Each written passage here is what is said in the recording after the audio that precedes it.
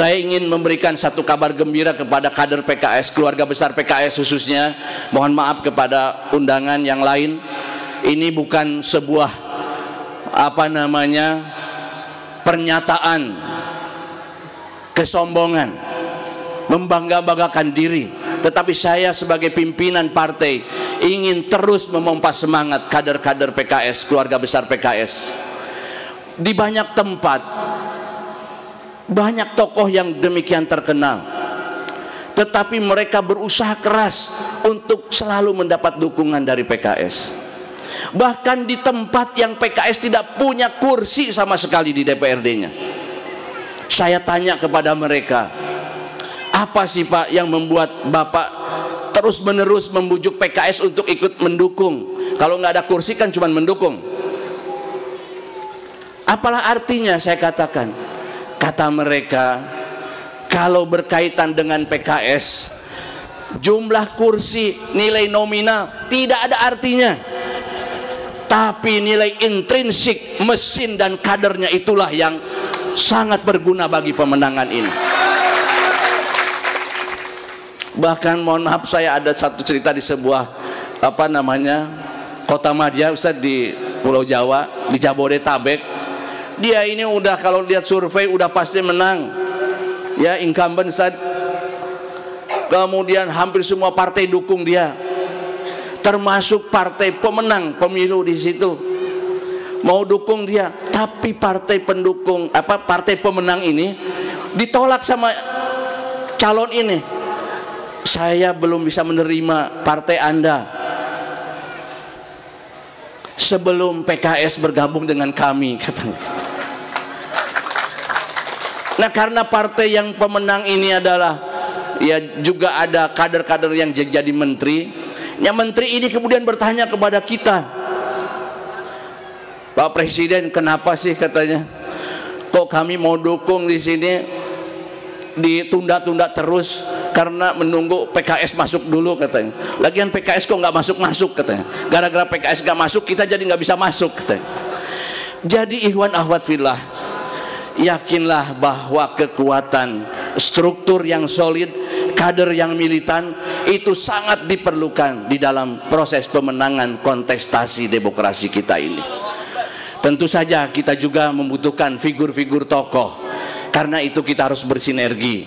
PKS yang punya mesin politik yang luar biasa, kader yang sangat militan, kita harus bersinergi dengan tokoh-tokoh yang ada.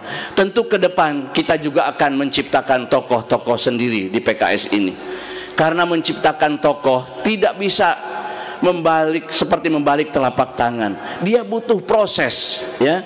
Karena dia membutuhkan adanya akumulasi sumber daya politik, bahkan nanti akan muncul ketokohan. Nah, saya berharap nanti dari PKS Nusa Tenggara Barat yang sudah terbukti kehandalan strukturnya dan juga kehebatan kader-kadernya, nanti akan muncul tokoh-tokoh yang lebih baik dari Nusa Tenggara Barat ini, bahkan nanti mudah-mudahan di tingkat nasional juga. Amin ya robbal alamin. Kami dari DPP ada apa nih? Mohon tenang. Ada latihan. Oh, ada latihan ya. Iya. Cek. Kalau tadi kami menyangka ini kayak jemaah haji mau pergi gitu, terus-terusan mercon gitu.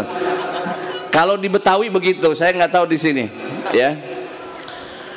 Nah, saya ingin katakan pada antum semuanya, ya, bahwa kita sebagai partai, ya, insya Allah memiliki kekuatan yang tidak dimiliki oleh partai lain, yaitu militansi kader dan juga soliditas struktur kita. Ini harus terus kita jaga.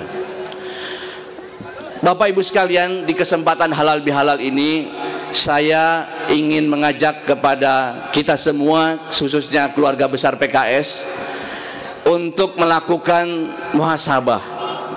Karena sesungguhnya spirit halal bihalal atau syawalan itu adalah bagaimana kita selama Ramadan digodok, kemudian di bulan Syawal kita mengalami peningkatan. Jadi dari halal bihalal ke halal bihalal yang lain, apakah kita semakin baik, semakin meningkat atau tidak? Mari kita bermuhasabah tentang hal ini.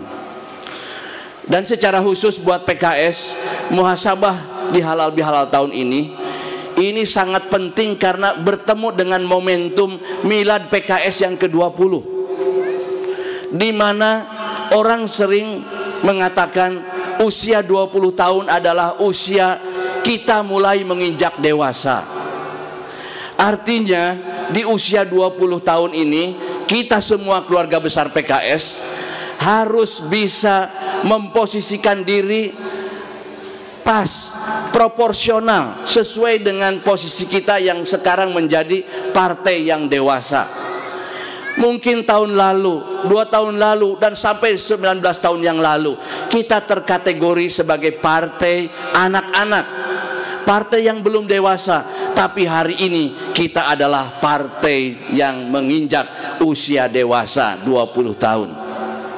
Karena itu cara-cara kita mengelola partai ini, cara kita berkomunikasi dengan tokoh-tokoh, cara berkomunikasi dengan partai-partai lain, cara menghadapi beragam tantangan, rintangan, bahkan fitnah dan konspirasi, itu juga harus berbeda antara masih kanak-kanak dengan sudah dewasa. Saya kira ini perlu kita muhasabah, Bapak Ibu sekalian. Ada 3 hal yang saya kira perlu kita muhasabah di usia 20 tahun ini. Pertama adalah tentang cara kita menghadapi tantangan, rintangan, fitnah dan konspirasi-konspirasi. Pegangan pertama kita adalah bahwa perjuangan menegakkan kebenaran, perjuangan meningkatkan maslahat bagi kepentingan umat, bangsa dan negara, secara badihi, secara aksiomatik, pasti dia akan berhadapan dengan beragam rintangan, halangan, tantangan, bahkan fitnah dan konspirasi.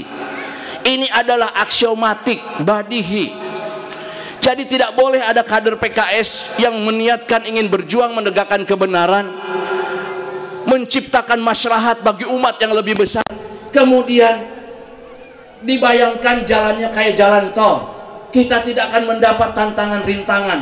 Itu adalah sebuah pemahaman yang keliru. Kita harus yakin tantangan, hambatan, fitnah, konspirasi itu adalah merupakan sifat badihi, aksiomatik dari perjuangan kebenaran dan menegakkan maslahat bagi umat. Terlebih Bapak Ibu sekalian, wabil khusus kader-kader PKS, PKS ini adalah sebuah partai yang memang kata bahasa Pak Zulsi unexpected, ya. Ini adalah partai yang di luar dugaan. Dulu ketika PK dideklarasikan 20 tahun yang lalu, orang menganggap sebelah mata tentang kehadiran partai ini. Mereka beranggapan partai ini paling menjadi partai gurem, partai yang tidak akan bertahan lama, karena mereka menggunakan 2 indikator yang tidak dimiliki oleh PKS, sementara partai lain memiliki 2 indikator itu.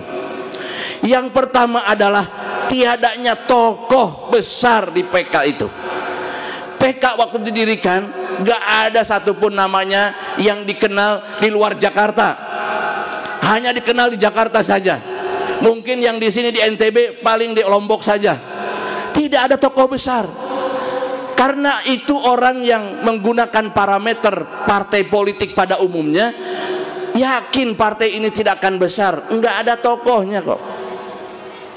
Dan yang kedua, mereka melihat partai ini didirikan oleh anak-anak muda yang jelas belum pernah mengakumulasi sumber daya material khususnya. Jadi partai ini tidak punya sumber daya yang bisa digunakan untuk membangun infrastruktur politik. Tapi 20 tahun berjalan, partai ini tetap eksis. Dan yang lebih mencengangkan mereka, partai ini bukan sembarang eksis, tetapi eksis dengan memberikan warna tersendiri pada perpolitikan nasional kita. Allahu Akbar. Hingar-bingar sekarang saja menuju pencapresan. Kembali lagi, ini sekedar tahadus bin nikmat di hadapan kader-kader, bukan untuk diekspos di sosial media dan sebagainya. Positioning kita di dalam menentukan percaturan Pilpres 2019. Alhamdulillah kita sangat diperhitungkan. Bahkan seorang redaktur stasiun TV Berita Satu miliknya Grup Lipo, yang kebetulan beliau adalah orang Nusa Tenggara Barat, Pak Claudius bukan. Setelah wawancara on air dengan saya, di belakang dia katakan kepada saya begini, Pak Sohibul, Anda ini secara nominal nggak pernah beranjak dari 7%. Dulu pertama pemilu 1,4, pemilu keduanya 8, ketiganya ya 7, keempatnya 6,79 kemarin kan. Tapi kata beliau, posisi saudara PKS ini begitu menentukan hari ini. Nah, dia katakan, saya tidak bisa membayangkan kalau amanat Munas PKS 2015 tercapai, yaitu PKS menjadi partai dengan posisi 2 digit 12%, kata beliau, saya tidak bisa membayangkan peran strategis apa yang akan Anda perankan nanti, kata. Allahu Akbar. Jadi PKS ini satu-satunya partai yang antara nilai nominal perolehan pemilu dengan peran intrinsiknya ini jomplang. Nominalnya kecil, perannya luar biasa. Kalau orang lain bahkan ada yang nominalnya besar, perannya kecil. PKS ini nominalnya kecil tapi perannya sangat besar.